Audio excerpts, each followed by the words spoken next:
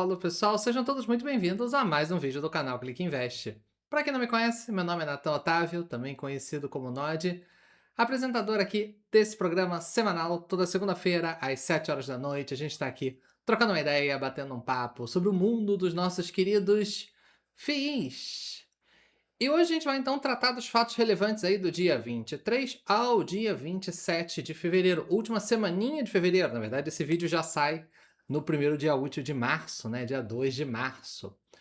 É uma semana cheia, uma semana completa, né? A gente teve a semana do carnaval, foi uma semana truncada, uma semana cheia. 5 fatos relevantes. Não foi um número muito grande, mas teve duas coisinhas muito curiosas, né? Um fundo que publicou um fato relevante e depois meio que corrigiu ele, e um fundo que tinha duas classes de cotas e unificou elas. Sim, a gente já tinha feito vídeo lá atrás falando sobre classes de cotas.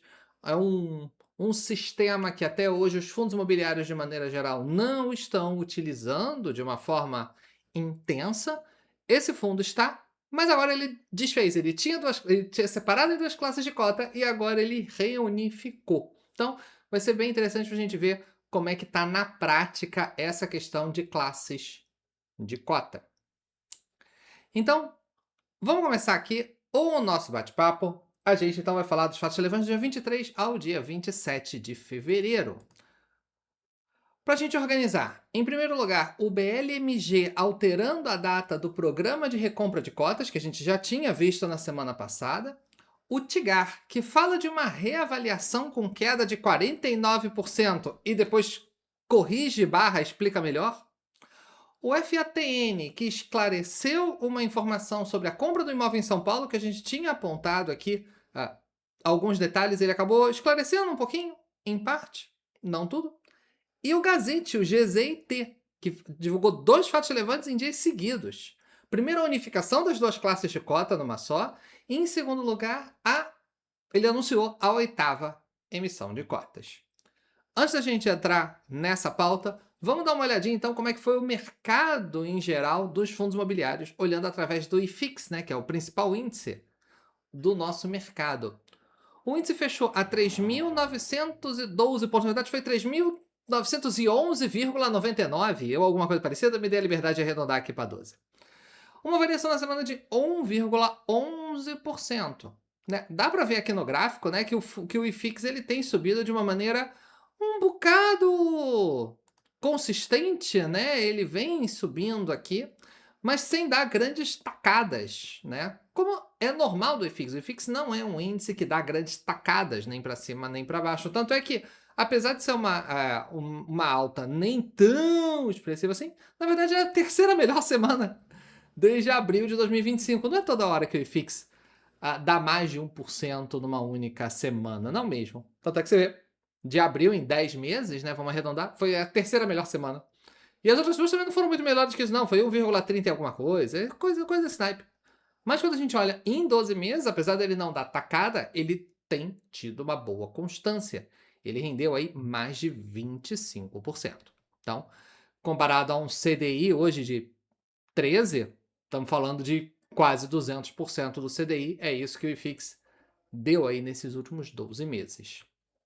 Mas, claro, tem fundos que dão melhores resultados, tem fundos que dão piores resultados, então vamos olhar aqui os fundos que mais subiram e mais caíram. O que mais subiu foi o RBFM, o Rio Bravo Multiestratégia. Talvez você não esteja associando o nome à pessoa, mas é o antigo RBFF, que era só um fundo de fundos, teve uma alteração de regulamento com a aprovação dos cotistas, e agora ele se torna um fundo multi-estratégia, usando agora esse código RBFM. Então, para quem lembra, é o RBFF. Ele chegou a subir mais de 9%, chegou a quase 9,5%, depois ele deu uma recuada, mesmo assim ele fechou a 5,09% de ganho na semana, foi o líder aqui do IFIX nessa nossa semana. Em segundo lugar, o HGRE, fundo que estava meio sumido, né? Apareceu aqui com uma alta de 4,9%, e o Bresco a 4,49. Esses dois fundos chegaram nas suas melhores cotações em 24 meses, não 12 meses. Na verdade, eles estão na melhor cotação. O HGRE a 131 e quebrados e o Bresco a 124. É a melhor cotação de cada um deles desde fevereiro de 2024. 24 meses, 2 anos. E fechando a liderança, o RBRR com 4,19% e o top, os dois fundos da RBR, né, com 3,85%, fechando o ranking das maiores altas. Entre as maiores quedas, não tivemos quedas muito expressivas, exceto pelo próprio Gazit, que teve uma queda de 10,21%. Sim. E não foi a maior queda dele na história, diga-se de passagem. Eu fui até procurar, ele já teve semanas piores. Nos fatos relevantes a gente vai entender exatamente por quê, mas 10,21 não é algo para se passar em branco. Os outros fundos que caíram também não caíram tanto assim. Foi uma semana bastante positiva no geral. As quedas foram o Tigar com 1,40, o Suno Fundo de Fundos com 1,07, o PVBI com 1,06 e o JSRI com 1,05. Vamos começar os fatos relevantes? Vamos tentar manter mais ou menos aqui uma ordem cronológica. O primeiro fato relevante que a gente vai olhar é do BLMG, o Blue Macau. Antes Blue Macau Logística, agora mudando para fundo Blue Macau, né? Patrimônio líquido de 219 milhões, mais de 13 mil cotistas, gerido pela Blue Macau e administrado pela Vortex. Ele tinha na semana passada, né, publicado um fato relevante no dia 19 sobre o programa de recompra de cotas. Quem viu o último vídeo viu quando a gente discutiu sobre isso, quais são as vantagens e tudo mais, quais são as desvantagens. A gente falou rapidamente. Eu ainda pretendo fazer um vídeo explorando isso melhor. E que seria, ele vai comprar essas cotas a mercado, a preço de mercado, desde que abaixo do valor patrimonial. Esse é o resumo do resumo do resumo do fato relevante. E ele divulgou, então, novas datas. O começo era em 19 de fevereiro de 2026 e o fim em 19 de fevereiro de 2026, na mesma data da publicação do fato relevante. Ele agora, basicamente, ele só mudou, foi a única coisa que mudou foram as datas. O programa de recompra segue absolutamente o mesmo, só que agora do dia 5 de março de 2026, começa agora, quinta-feira, e vai até 5 de março de 2027. Não tem nenhuma explicação maior do motivo, mas é normal que a B3, né, a nossa Bolsa de Valores, a CVM, exijam alguns prazos para algumas coisas. Então, não são datas que o administrador pode meio tirar da cabeça. Por exemplo, um administrador não pode divulgar uma emissão de cotas e já começar naquele dia o direito de preferência, por exemplo. Tem umas coisas de sistema da B3 e da CVM que são necessárias respeitar. Processamento normal do sistema. Como a recompra de cotas não acontece todo dia, né, é bem raro, porque é uma coisa nova no mercado de fundos imobiliários, talvez o administrador não tenha batido esse detalhe com a CVM, com a B3, alguma coisa assim. E aí alguém quicou e falou, peraí, você não pode anunciar o fato relevante e já começar o programa de recompra de cotas naquele dia. Então, agora na segunda-feira, né, dia 23, segunda-feira da semana passada, 2 dias úteis depois da divulgação do fato relevante, ele só mudou as datas. Na prática, não mudou nada de nada. Tudo que eu comentei no último vídeo segue valendo de bom e de ruim. Nosso segundo fato relevante é do TIGAR, o TG Ativo Real, um fundo com patrimônio líquido de 2,6 bilhões de reais, quase 150 mil cotistas, gerido pela TG Cor e administrado pela Vortex. Eu fiz questão aqui de tirar o print, que é uma coisa que eu normalmente não faço, né? Há vários vídeos de fatos relevantes eu não tenho trazido o print, né? A gente na época conversou sobre isso, vocês me deram feedback, tá? Vocês preferiram esses resumos em vez do próprio fato relevante. Então, mas nesse caso eu vou quebrar a regra e eu vou mostrar o fato relevante. Fato relevante publicado no dia 23, que diz aqui, o TG Real, Fundo de Investimento em Direitos Creditórios, inscrito no CNPJ tal, representado pela administradora Vorta, instituição financeira, vem a público por meio deste fato relevante, em cumprimento ao disposto da resolução da CVM tal, comunicar aos cotistas e ao mercado que realizou a remarcação de determinados ativos, resultando em uma variação negativa de 49,15% da subclasse da cota subordinada júnior em 20 de fevereiro. A administradora reafirma seu compromisso de desempenhar suas atividades. Parará, parará, parará. Um fundo comunicar uma remarcação de ativos com queda de 49% não é trivial, de forma nenhuma. Mas quando eu li esse fato relevante, eu falei, como dizia um antigo chefe meu tinha essa frase, Mário Vitor. Se você estiver vendo isso, sabe, sei lá por quê, por coincidência macabra, um abraço. Ele tinha uma frase que dizia, tem alguma coisa errada que não tá certa. Mário Vitor usava essa frase. Tem uma coisa errada que não tá certa. Porque ele fala aqui uma variação negativa de 49,15% na subclasse da cota subordinada júnior. Eu falei, peraí, Tigar não tem classe de cota. O Tigar não tem classe de cota. Isso é uma coisa que praticamente nenhum fundo imobiliário tem. A gente vai ver o caso do Gazit, mas o Tigar não tem. Eu falei, eu perdi alguma coisa. E aí eu fui olhar, eu li de novo. E eu falei, o TG Real Fundo de Investimentos em Direitos Creditórios. Fundo de Investimento em Direitos Creditórios, FIDIC. FIDC. Eu falei, o Tigarton é um fundo imobiliário, não é um FIDIC. Aí eu fui bater o CNPJ. Não é o CNPJ do Tigar. Esse fato relevante não é do Tegar 11, do fundo imobiliário que todo mundo conhece. Fui olhar, será que o Tigar investe nesse fundo? Não achei nenhum investimento, não achei nada. Ficou um negócio meio boiando no ar.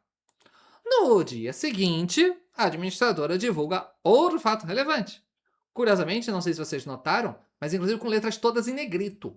Ao contrário do original, onde o texto está todo em fonte normal. Sei lá como é que é o nome que se dá quando não está em negrito. Se alguém souber, pode botar aqui nos comentários. Só algumas coisas destacadas em negrito, mas o segundo saiu totalmente em negrito. Aí, fundo imobiliário, TG ativo real, CNPJ tal. Agora sim. Fato relevante, retificação. A Vortex, na qualidade de administradora do fundo Tigar, vem a público com o devido respeito aos cotistas ao mercado em geral, esclarecer que, por falha operacional, foi efetuado o upload equivocado do fato relevante anteriormente publicado em 23 de fevereiro. A administradora esclarece que o fundo TG Ativo Real, o Tigar 11, não possui cotas de investimento no fundo TG Ativo Real, Fundo de Investimento de Direitos Creditórios.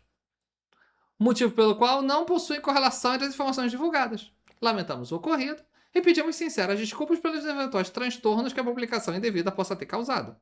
Informamos que a administradora adotou medidas imediatas para corrigir a publicação, bem como reforçar os procedimentos internos com o objetivo de evitar a ocorrência de problemas semelhantes no futuro.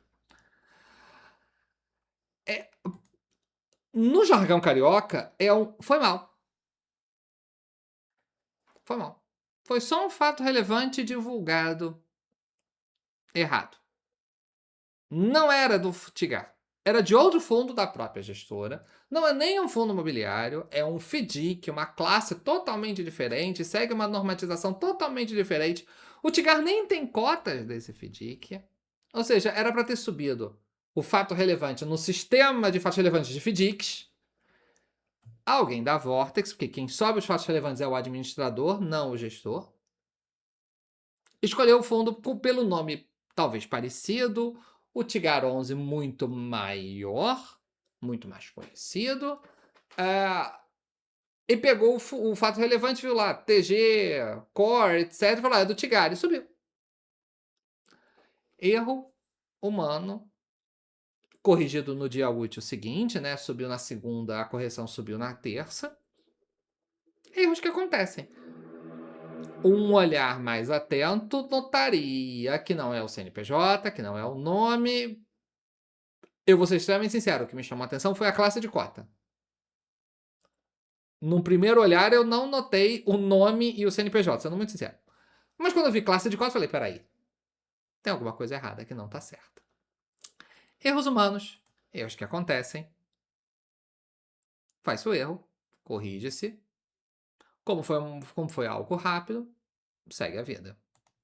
Nosso terceiro fato relevante, o FATN, o BRC Renda Corporativa. Fundo com patrimônio líquido aí de 563 milhões de reais, pouco mais de 25 mil cotistas, gerido pela BR Capital e administrado pela BR Capital também. Divulgou então um detalhe, uma explicação, um esclarecimento sobre a compra de um imóvel em São Paulo. A gente também já tinha visto isso no nosso último vídeo de fatos relevantes. Aqui o resumo rápido do rápido do rápido.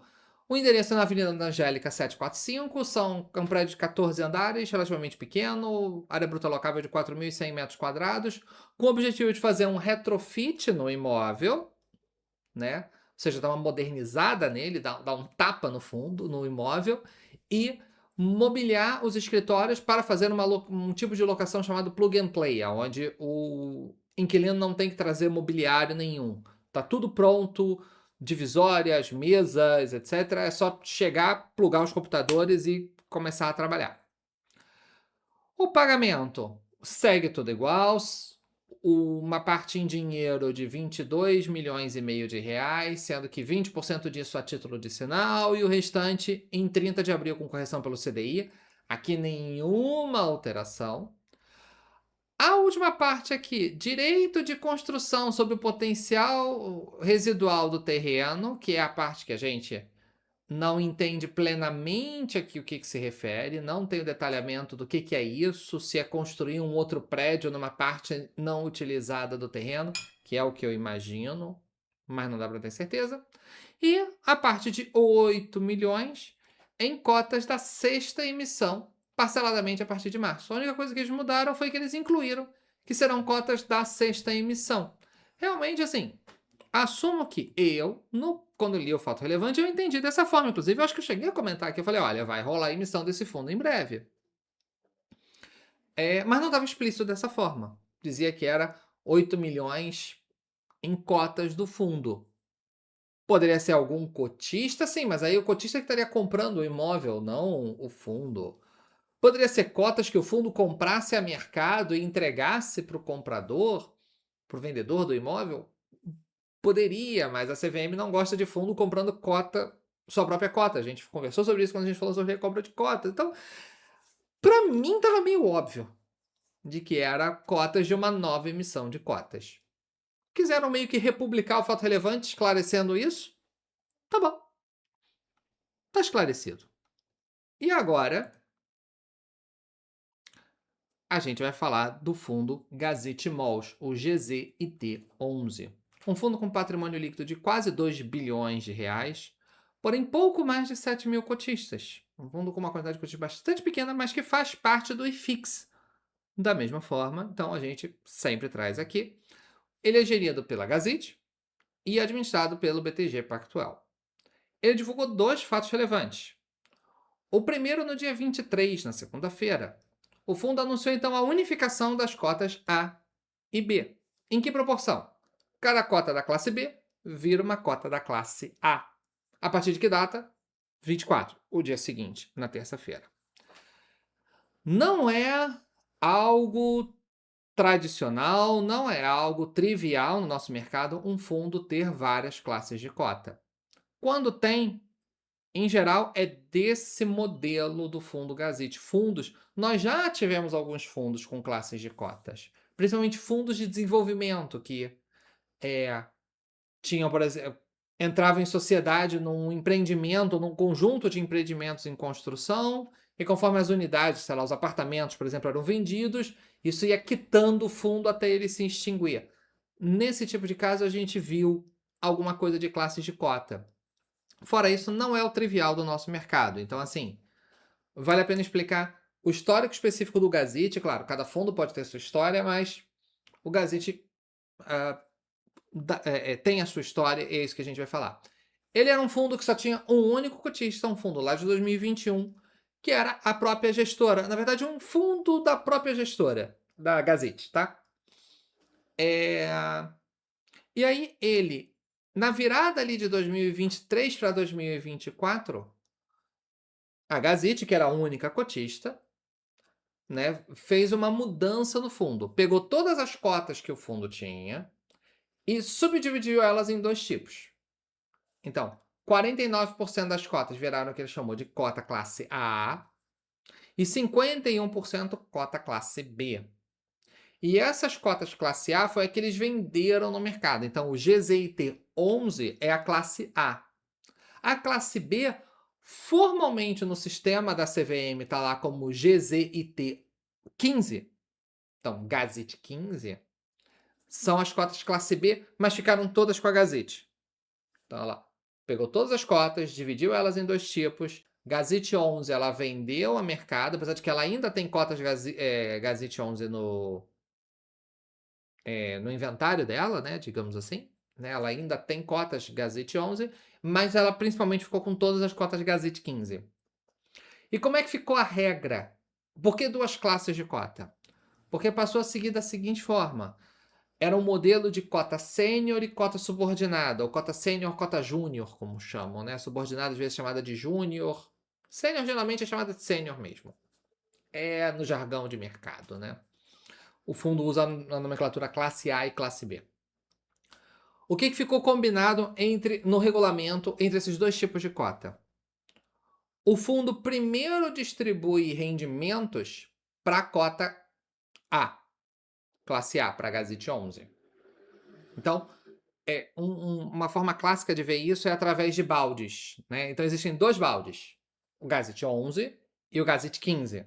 Sendo que o Gazit 11 está em cima e o Gazit 15 está embaixo. Tudo que os shoppings geraram de lucro e que vai ser distribuição de rendimentos para o fundo, verte essa água, esse rendimento, primeiro no balde do Gazit 11. E ele vai enchendo, ele vai enchendo. Quando ele chega a uma rentabilidade de 13% ao ano, é claro que isso é mensalizado, então daria ali 1% ao mês, arredondando aqui as contas, daria um pouquinho menos de 1% ao mês, o balde enche e começa a transbordar.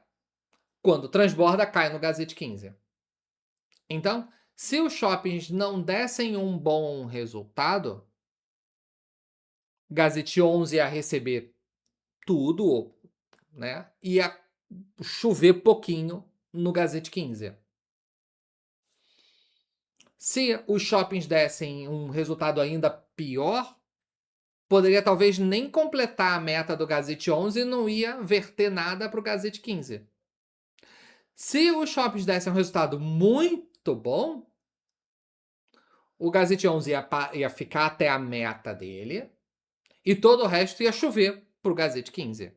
Então, por isso que a gente diz que a gente tem uma cota sênior, que é aquela que recebe primeiro, e a cota subordinada ou júnior, que é a que recebe depois.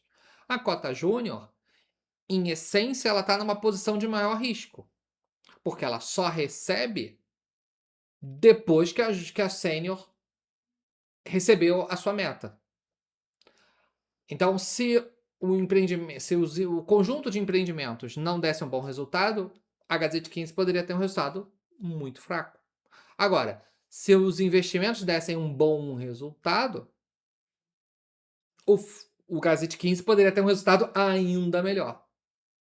Porque é uma operação que ela é elástica, digamos assim. Ela pode muito facilmente ir de muito ruim a muito boa, dependendo do resultado dos shoppings. E é exatamente isso que mostra no relatório gerencial. Eu tirei esse print aqui do relatório gerencial. Então, a Gazit 11, que é a classe A para investidores em geral, é a que você pode comprar na bolsa se você quiser, negocia normalmente na B3 e tem preferência nos dividendos nos 2 primeiros anos. E a Gazit 15, que é aquela que está 100% em nome da Gazit, não tem liquidez, não é negociada em bolsa, porque a Gazit tem todas elas, ela não vende. E o dividendo dela é apenas o que exceder a distribuição do classe A. Os dois baldes, como eu mencionei. Só que esses 2 anos acabaram. Quando essa divisão entre classes foi com database de fevereiro. Né? Foi na virada de de 2023 para 2024, mas até operacionalizar, etc., a data de corte, digamos assim, foi fevereiro. Então, já no regulamento estava previsto que, passados 2 anos, essas duas cotas iam se juntar de novo. E é o que está aqui. Após 2 anos, as cotas serão unificadas, passando a deter os mesmos direitos políticos e econômicos, e o cotista controlador Gazit não poderá vender mais do que 20% do valor negociado pelo fundo no mercado secundário. Então, é, é isso. Teoricamente, a Gazit ela pode desfazer da sua posição, porém não em velocidade. Então, como não é um fundo muito líquido, ela vai continuar cotista do fundo por bastante tempo. Não tem nenhuma sinalização de que ela pretenda sair, ao contrário, a gente vai ver no segundo fato relevante, mas teoricamente agora ela pode. Porque durante esses 2 anos tinha uma regra em regulamento dizendo que ela não podia vender nenhuma cota da classe B. Poderia vender da cota da classe A, porque ela vendeu a mercado, ela manteve alguma posição, mas poderia vender, etc. Mas da classe B, ela não poderia vender nada. Então, e é uma divisão meio 50-50, 51% para a classe B, 49% da classe A. Agora a Gazette, se quiser, pode, né? Agora que unificou, porque virou tudo classe A. Agora a Gazette pode vender, respeitando ali, ela não pode participar mais do que 20% do total que o fundo negocia por dia, o que é muito pouco. Então, enquanto a liquidez do fundo não melhorar, ela, mesmo que ela queira diminuir alguma coisa a posição dela, vai ser relativamente pouco. E. Ah, pô, Nath, mas como é que fica preço médio? Como é que não fica, etc. Para o cotista de varejo, não muda nada. Porque a classe A continua igual. A classe B é que está sendo unificada para a classe A. Então, teoricamente, quem teria que fazer correções para imposto de renda seria a Gazit, não o varejo. Tá? Essa é a estrutura que ficou após esse fato relevante. Mas o fundo também divulgou um segundo fato relevante no dia seguinte, que é sobre a 8ª emissão de cotas. Uma emissão num valor relativamente pequeno, de 70 milhões de reais para um fundo com patrimônio de quase 2 bi. Nada super importante, digamos assim. O público é apenas para investidores profissionais. Aí esse valor aqui não tem lote adicional, tá? Não é aquele negócio, se tiver demanda, vai aumentar, etc. Não. 70 milhões e meio, 70 milhões e meio, não se fala mais nisso. O público é para investidores profissionais. E o objetivo de usar esses 70 milhões é para melhorias no shopping, no Internacional Shopping Guarulhos, um projeto de retrofit e satelitização. Até escrevi errado aqui essa palavra. Quer dizer, satelitização do Shopping Light. Não tem explicação do que é satelitização. Me dá a impressão de ser pegar grandes lojas que o shopping tem e transformar em lojas menores, que teoricamente é uma boa medida. Desde que você tenha demanda para isso, o metro quadrado da loja pequena geralmente é mais caro do que o metro quadrado da loja grande. Então, você pegar uma grande e quebrar em várias pequenas, tende a ser positivo na questão de valor por metro quadrado. E a amortização programada desse CRI aqui. É um CRI que hoje tem um saldo devedor de pouco mais de 800 milhões, acho que 830 milhões. E tem para 2026 para o cronograma de amortização de cerca de 20 milhões. Isso está lá no relatório gerencial.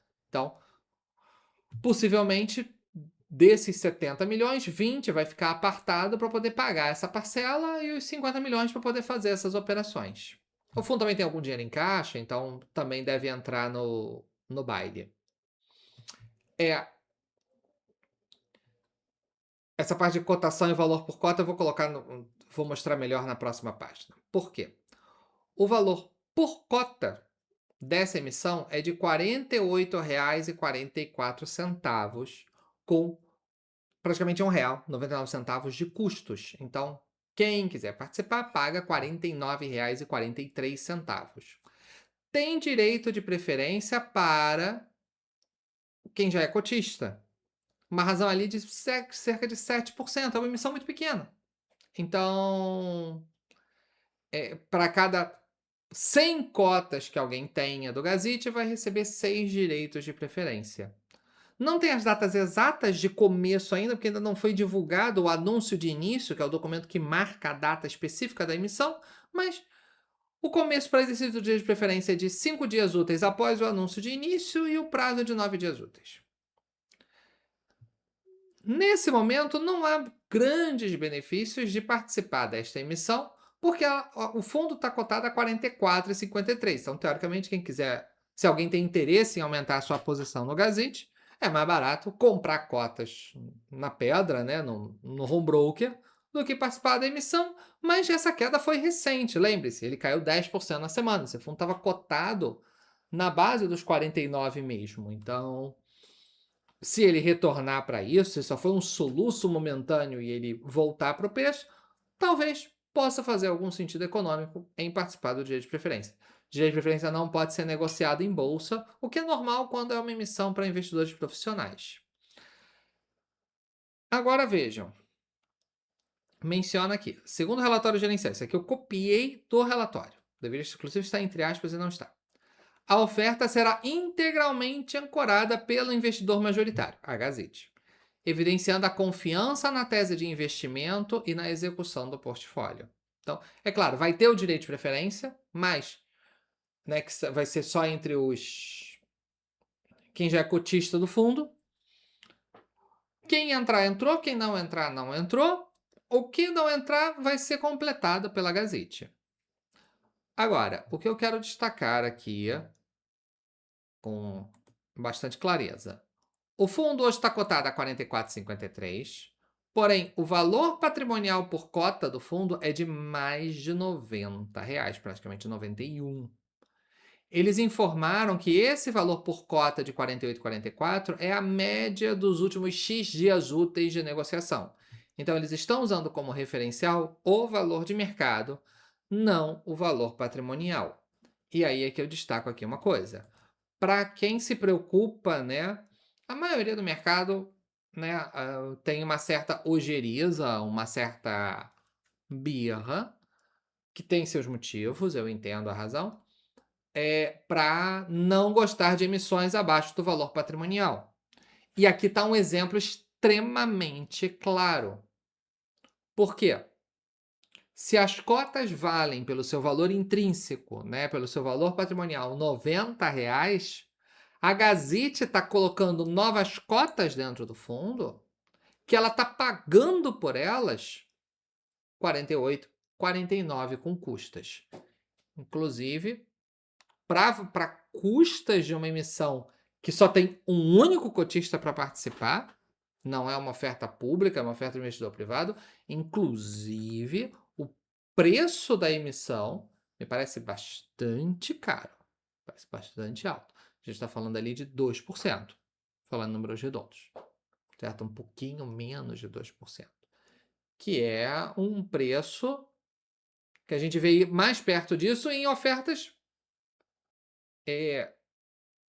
que tem que catar investidor, ofertas para o varejo, ofertas públicas, não ofertas restritas, que é oferta para investidores profissionais. Então, destaco aqui que é um preço, um custo de emissão, né? Quem está coordenando esta emissão está tendo uma comissão. Pode se justificar o percentual mais alto pelo valor da emissão ser relativamente pequeno. Isso é um fato. Mas, desconsiderando isso, em termos percentuais, uma emissão cara. E eu fiz as contas. Quando essas cotas, né, o fundo tem as cotas dele a R$ 90,91 de valor patrimonial. Quando entrarem essas cotas a R$ 48, isso vai tirar uma média. O que vai acontecer? Se você hoje é cotista do fundo e você tem as suas cotas a R$ 90,91 de valor patrimonial, no dia que essa oferta terminar, automaticamente vai cair para R$ 88,25, porque elas vão ser diluídas. Por isso que a gente fala de uma emissão dilutiva. Já as cotas que a Gazette está inteirando, que ela está botando, pagando R$ 48, R$ 49, automaticamente vão subir para o mesmo 88, porque passa a ser um novo valor por cota do fundo. Então, uma valorização dessas cotas de 82%, praticamente dobrando de valor, certo? Então, para fins, digamos, de valor patrimonial, isso vai gerar para a Gazette um lucro da ordem de 50 milhões, que é 80% dos 70. Então, ela coloca 70 milhões e eles viram, num estalar de dedos, para fins de valor patrimonial, 120. Arredondando os números aqui. Então, para quem olha uma emissão, porque tem muita gente, eu já vi muita gente falando isso. Ah, não, se o fundo faz uma emissão abaixo do valor patrimonial, para mim é motivo para nunca mais entrar, ele entra na minha lista negra. Então, para quem segue esse critério, tá aí, esse fundo já pode entrar nessa lista de alertas ou coisa parecida. Tem gente que não se preocupa com isso, que olha pelo valor de mercado e faz a sua análise com base no valor de mercado. Para isso, não tem tanta diferença, porque a emissão saiu a preço de mercado pela média, depois o fundo acabou caindo, mas o preço já estava travado. Mas o próprio fato de ter tido essa queda forte pode indicar uma certa discordância dos cotistas com a operação.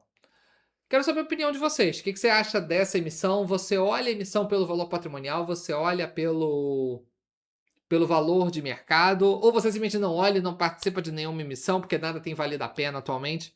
Coloque seus comentários aqui, eu quero muito saber. Principalmente se você é um dos 7.700 cotistas do Gazette. Quero muito saber a tua impressão sobre essa emissão aqui embaixo. Ou se você pelo menos acompanha o fundo também. Pessoal, é isso. 5 fatos relevantes, apenas 4 fundos.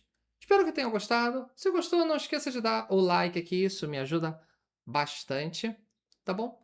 Vou deixar mais 2 videozinhos aqui do lado, que eu tenho certeza que você vai gostar. Tá bom, pessoal? Um forte abraço e até a próxima. Tchau, tchau.